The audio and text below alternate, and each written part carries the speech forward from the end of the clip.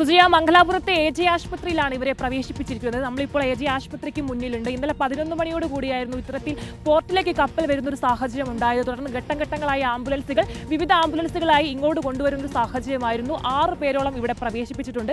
അതിൽ 2 പേരുടെ നില അതീവ ഗുരുതരമാണെന്നുള്ളതാണ് നമുക്ക് ഇന്നലെ സർജൻ അടക്കമുള്ള ആളുകൾ വ്യക്തമാക്കിയിരിക്കുന്നത്. ഇതിൽ 40% പൊള്ളലേറ്റ ചൈനീസ് പൗരൻ ലു എൻ ലി, തായ്വാൻ പൗരൻ സോണിറ്റൂർ ഹൈനി എന്നിവരുടെ നില അതീവ ഗുരുതരമായി തുടരുന്നു എന്നുള്ളതാണ് നമുക്ക് ഇന്ന് രാവിലെയോടും കൂടി കിട്ടിയ പ്രധാനപ്പെട്ട അപ്ഡേഷൻ എന്നുള്ളത്. എന്തായാലും 40% ഇരുവർക്കും പൊള്ളലേറ്റിട്ടുണ്ട്. അതേസമയം തന്നെ ബാക്കിയുള്ള 4 പേരുടെ സ്ഥിതിയാണെങ്കിൽ തന്നെയും അത്തരത്തിൽ കറുത്ത പുക ശ്വസിച്ചിട്ടുള്ള നെഞ്ചിലും കൈക്കും മുഖത്തും ഇവർക്ക് പൊള്ളലേറ്റിട്ടുണ്ട് എന്നുള്ളതാണ് നമുക്കിപ്പോൾ അറിയാൻ സാധിക്കുന്ന പുതിയ വിവരവും. എന്തായാലും ഇനി വരുന്ന മണിക്കൂറുകൾ അവരുടെ ആരോഗ്യസ്ഥിതി മെച്ചപ്പെടുമോ അല്ലെങ്കിൽ അത്തരത്തിലുള്ള കാര്യങ്ങൾ നമുക്ക് ചോദിച്ചറിയേണ്ടതുണ്ട്. എന്തായാലും പുക ശ്വസിച്ചും അതുപോലെ തന്നെ നമുക്ക് നല്ല ദൃശ്യങ്ങൾ വ്യക്തമായി തന്നെ കണ്ടിരുന്നു. കൈകളിലും അതുപോലെ തന്നെ മുഖത്തും ഉൾപ്പെടെയുള്ള ഭാഗങ്ങളിൽ പൊള്ളലേറ്റൊരു സാഹചര്യം തന്നെയാണ്.